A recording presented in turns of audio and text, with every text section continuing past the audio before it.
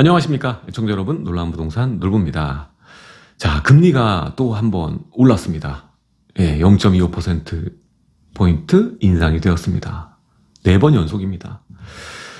자, 이렇게 우리가 꽤 장기간 거의 10년 동안 저금리에 젖어서 적응이 되어 있었는데 진짜 0% 제로금리 얘기하고 있고 화폐 가치가 정말 급락하고 있는 것을 몸소 체험하다가 갑작스럽게 몇 개월 만에 금리가 이렇게 연속적으로 올라가는 모습을 보니까 이 공포감이 정말 엄습해 오는 것 같습니다. 자, 이런 상황에 많은 분들이 이제 생각을 할 것 같아요. 과연 언제가 매수 시점으로 적절할지, 그리고 언제가 매도 시점으로 적절할지, 그리고 지금 매도를 해도 매도를 꼭 해야만 하는 분들 있잖아요. 비과세를 보시려는 분들 같은 경우, 그리고 이사를 꼭 가셔야 되는 분들, 이런 분들은 가장 걱정이 많으실 거라고 생각이 됩니다. 자, 지금 같은 상황에서는 근데 예상이라는 것이 상당히 무의미하다는 것을 먼저 말씀을 좀 드리고 싶고요. 이런 상황이 앞으로 상당 기간 이어질 확률이 굉장히 높아 보인다. 이게 지금 제가 드릴 수 있는 말입니다. 자, 일단은 작년 하반기죠. 작년 9월, 이제 1년 됐는데 8월까지 거래가 터지다가 9월부터 거래가 침체되고 지금까지 거의 1년 동안 바닥을 기면서 지금 오고 있는 상황이란 말이죠. 그 원인은 딴 게 없습니다. 대출입니다. 대출. 그때 작년 하반기는 대출 중단 사태 때문에, 가계부채 방안 때문에 그랬었고요. 그리고 또 DSR 조기 적용이 되면서 받을 수 있는, 시장이 받을 수 있는 유동성 자체가 축소되었고요. 또 하나, 이제 금리죠. 금리. 러시아 그리고 우크라이나 전쟁, 그리고 중국의 코로나 제2 봉쇄, 이러면서 유통망이 붕괴되고 결국에는 공급 원가 자체가 크게 올라가면서 인플레이션이 전 세계 문제로 대두되고, 결국 연준을 포함한 전 세계 국가들은 긴축에 돌입하고 금리를 조절해서 물가를 제어하려고 하는 노력을 퍼붓고 있는 상황입니다. 자, 이런 상황에 지금 부동산 시장이 과연 중요할까요? 전 세계 경제에서? 물론 중요하지만 지금 더 큰 중요점은 물가를 안정시키는 것일 것입니다. 자, 그 과정 중에 우리는 있는 것이고, 그 기간이 결코 오래됐다고 보기는 어려운 상황인 겁니다. 몇 달 만에 이렇게 금리가 올라간 거니까요. 앞으로 상황을 조금 더 지켜봐야 되는 것이죠. 따라서 금리가 안정되는 시기, 그게 어떻게 보면 시장에 안정 신호를 줄 수 있는 시그널이 될 텐데, 올 하반기는 사실 어려울 가능성이 높고요. 내년 상반기쯤 가서 또 판단을 해야 되지 않나, 이런 생각을 하고 있습니다.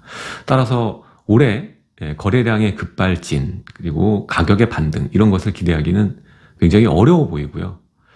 제가 작년에도 말씀드렸지만 대출 중단 사태 이후로 아파트 시장에서 투자로 재미 보기는 어렵다, 이런 얘기를 드렸습니다. 결국에 저는 투자는 기본적으로 레버리지를 가장 중요하게 생각을 하거든요. 자기 자본을 비율을 축소시켜야만 리스크를 방어하기가 굉장히 쉽다라는 것이고, 결국 현재 가치가 하방 지지를 해주기 때문에 제가 안정적으로 우리가 투자를 운용할 수 있다, 장기적으로 끌어갈 수 있는 힘이 된다, 이런 지론을 가지고 있기 때문에 그런 언급을 해드렸었습니다. 여전히 지금 아파트 시장에 진입하기에는 신중이 필요하다라는 그 입장은 계속 가지고 있는 상황이고요.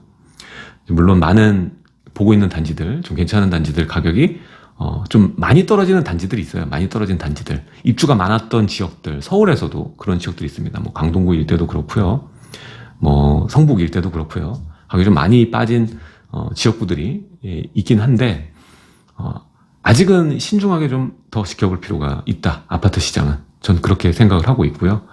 또 하락이란 말은 또 기회가 오고 있다는 말과 같거든요. 좀 현재 가치의 가격이 붙어주면서 또 적절한 갭이 전세가율이 완성이 되고, 또 안정성을 높여주는 시기가 반드시 오게 돼 있어요. 그래서 지금은 공급 위주의 지역들을 보시고 지켜보는 게, 먼저 준비하는 게 좋은 시기다라고 좀 얘기를 드리고 싶고요. 두 번째로 이 금리의 영향 얘기를 드리면 대출이죠. 대출에서 가장 밑에 가장 밑수요자를 생각하면 임차 포지션, 전세자금 대출입니다. 전세가 올 하반기도 힘쓰기는 굉장히 어려워 보입니다.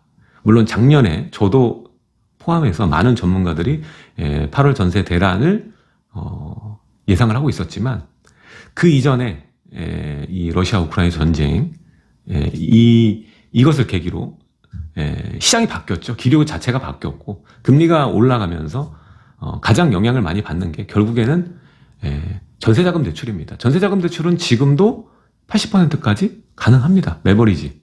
자기 자본 적게 들이고 거주할 수 있는 최상의 시스템이라는 거죠. 그래서 이러한 레버리지를 많이 사용한 상품들은 당연히 대출을 많이 활용할 경우에는 지출이 증가할 수 있는 것이죠. 금리 인상에 따라서. 과거와 같이 금리가 낮은 시기에는 이 레버리지가 대출 레버리지가 굉장히 큰 힘을 발휘하지만 금리 인상기에는 가장 피하고 싶어 하는 포지션이 되는 겁니다. 왜냐하면은 지금 연속 4개월이죠. 앞으로 금리가 더 인상되지 말라는 법이 없습니다. 지금은 또 더 인상될 확률이 높아 보이고요. 아직 물가가 확실히 잡혔다라고 보기 어려운 환경이고요. 벌써 우리가 금융위기 척도를 잡을 때 우리나라에서 자체적으로 볼 때는 원달러 환율을 보게 되는데 이제 뭐 1,400원도 멀지 않은 듯하게 이제 보이고 있는 상황이죠. 그러다 보니까 일전에 작년과는 다르게 그리고 올해 초만 해도 안 그랬는데 이제 금리가 인상되는 국면에 맞이돼서 맞닥뜨리게 된 이후로는 월세 포지션이 압도적으로 수요가 지금 몰리고 있는 상황이니까 지금 월세가 일례로 들면은 6월달하고 8월달하고 금액이 달라요. 그것도 한 30%가 오른 가격으로 월세가 정말 보증금 1억 2억 소액짜리는 아파트도 얼마나 올랐는지 여러분들 체크만 해보시면 다 알 수가 있을 정도로 월세가 많이 올랐습니다. 결국에는 임대 입법으로 인해서 전세가가 시세 왜곡으로 급진적으로 올랐고요. 그 이후에 금리의 영향으로 인해서 다른 임차 포지션인 이 월세가 키 맞추기를 하면서 올라가는 상황입니다. 상대적으로 전세 같은 경우에는 그대로 머물러 있거나 또 소폭 떨어지거나 그리고 공급 물량이 많은 지역은 지금 떨어지고 있죠. 전세마저도. 전세가율이 원래 낮았던 지역들 있지 않습니까? 원래 40% 이하인 그 공급 물량이 좀 많은 지역, 서쪽 라인 그리고 뭐 요런 라인들 같은 경우 좀 많이 지금 전세가도 흔들리고 있는 모양새를 보여주고 있습니다. 그래서 아직 금리가 어떻게 될지 모르는 상황이기 때문에 여전히 지금 이 상황에서 금리 안정기나 하락이 오기 전까지는 전세 포지션은 인기가 없을 수밖에 없습니다. 결국 지금 내가 계약하는 순간부터 2년 동안은 지출이 변동하지 않는 고정금리 효과를 가질 수 있는 월세가 인기가 앞으로 상당 기간 계속 수요자들 선택을 받게 되고 주요 지역, 학군지나 그리고 중심 지역 같은 경우 선호하는 지역들 같은 경우에는 월세가 앞으로도 오를 가능성이 굉장히 높아 보인다는 겁니다. 자, 여러분들 착각하면 안 되는 게 전세가 매매가 이 두 가지 포지션만 보고 가격 변화가 없고 변동이 없다라는 이유로 하락을 하고 있다. 대세 하락이다. 이렇게 단적으로 판단하면 안 된다는 말씀을 드리고 싶습니다. 아직까지는요. 금매만 거래가 되고 있고 시중에 있는 매물의 호가를 보게 되면 이게 뭐 하락세다라고 이를 정도로 이 금매물 가격과 차이가 이렇게 많이 뭐 이렇게 붙어 있거나 이렇지 않습니다. 아직도 차이가 있거든요. 그래서 내년 상반기쯤 가야 정말 우리가 생각하는 기회로 판단할 수 있을 그런 가격대, 다시 전세가율이 높아지는 그런 구간이 나오지 않을까 이런 생각을 조금 해볼 수 있겠습니다. 자, 이런 전망을 하는 건 사실 의미가 없는데 당부 말씀드리고 싶은 것 자체가 지금 시점은 관망세가 앞으로도 유지될 가능성이 높고 여러분들이 지금 가져야 될 것은 아파트로 봤을 땐 지금 신중을 기해야 되는 타이밍인 거고 다른 부동산들 그리고 투자 수요가 지금 움직이고 있는 부동산은 과연 뭔가 여기에 좀 집중하고 좀 다른 공부를 좀 하셔야 되는 그런 시기가 아닐까 이런 얘기를 좀 드리고 싶습니다.